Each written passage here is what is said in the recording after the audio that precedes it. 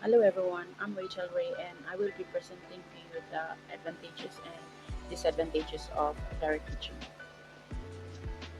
What is direct teaching? Direct teaching is also called direct instruction, which is a structured teacher-centered method where teachers take the lead to teach concepts, skills, and procedures to students. It is a clear systematic approach. In Papua New Guinea, direct teaching is a important part of standard-based curriculum. However, direct teaching has been useful. It also has some challenges. There are many pros and cons of direct teaching, but I will be presenting to you the five advantage and five disadvantage of direct teaching. Let's look at the advantage of direct teaching. The first advantage of direct teaching is clear structured lesson. All right, direct teaching offer a clear plan for each lesson. In PNG, where teachers use a standard-based curriculum, where teachers this method help students to understand what is expected. Subject like maths and English require step-by-step learning, and direct teaching help with this. In maths, students need to understand formulas, rules, and problem solving. Likewise, in English, they must learn grammar, sentence structure. By teaching basic concept, um, students build a strong foundation before moving into a more difficult topic. This method makes learning more easier and easy to remember.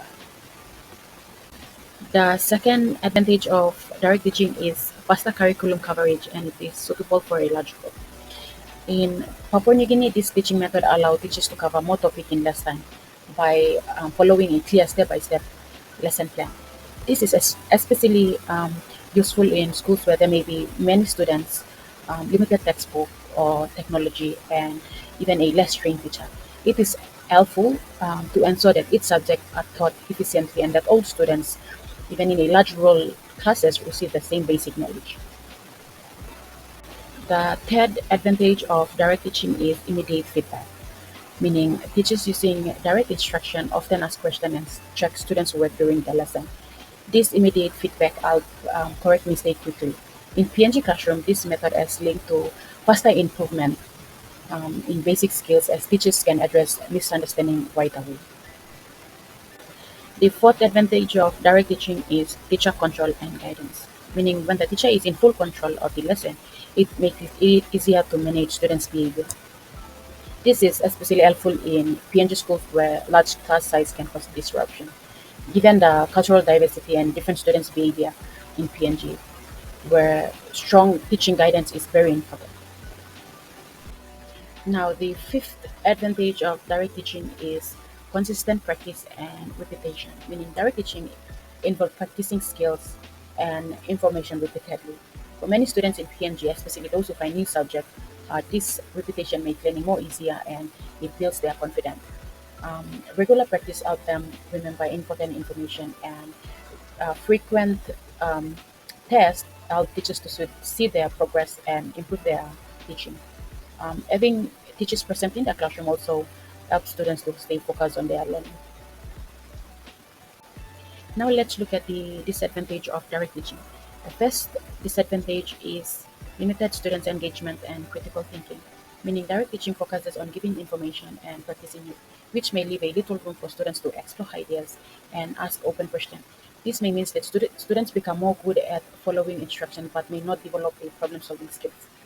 It also limiting students' independence, meaning since the students, or I mean, since the teacher lead every part of the lesson, students might depend too much on teachers for the answer. This can make it hard for the students to learn how to study on their own or think independent outside of the classroom. Okay, the second disadvantage of direct teaching is one size fits all approach and cultural mismatch, meaning direct teaching may not fit well with traditional learning in PNG because many communities learn through group activities, storytelling, and on experience.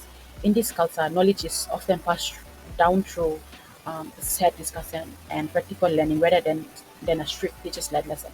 For instance, since many traditional skills in PNG, such as hunting, fishing, and agriculture, are learned through end-on experience, so direct teaching emphasizes only on abstract concept and passive learning, which might not be effective for students who are used to learning by experience. Now, the third disadvantage of direct teaching is difficulty in assessing understanding. In direct teaching, students mostly listen and take notes, which make it hard for teachers to know if the students really understand the lesson.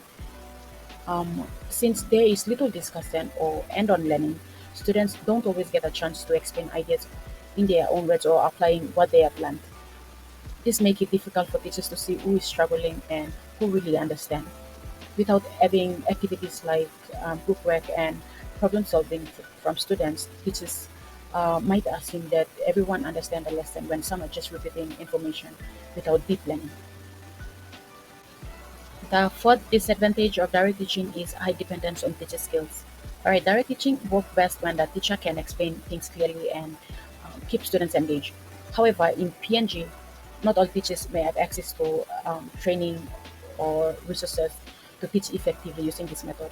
If a teacher is not well prepared, students may struggle to understand the lesson because they rely completely on teachers for the lesson or information. Unlike the other teaching method where it encourage group discussion or end-on learning, um, this method of teaching does not give students many chances to learn on their own. This means that if the teacher explanation is unclear, um, the students may find it difficulty to keep up, even it leads to poor learning outcome.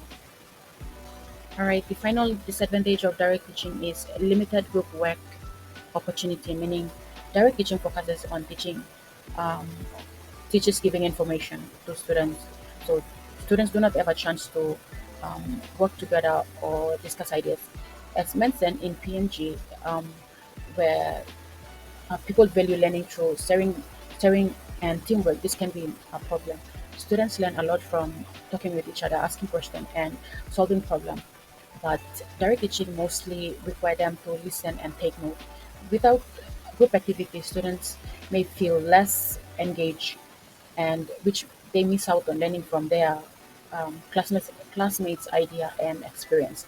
This can make learning less interactive and less connected to their everyday ways of learning. Now to the conclusion.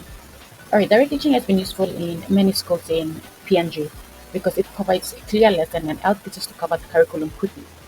However, in STEM or science, technology, engineering, and um, mathematics education, direct teaching is not as important because this subject require students to explore, experience, and think critically. Simply listening to teachers and memorizing facts does not help students to develop problem-solving skills or apply what they have learned in real life. With technology growing rapidly, students now have access to resources and um, digital tool or online resources and interaction learning, so that allow them to discover information on their own. Students also have in today's world, as you can see, there's students that have IQ or have high learning capacity, meaning they benefit more from inquiry-based learning, where they ask questions, investigate, and find a solution through end-on activity. So instead of relying too much on direct teaching, schools should focus on practical learning and inquiry-based method that encourage curiosity, creativity, and independent thinking. This will help students to develop the skills they need to succeed in the world that value innovation and problem solving. Okay, this is the end of my presentation. Thank you so much, everyone, for watching.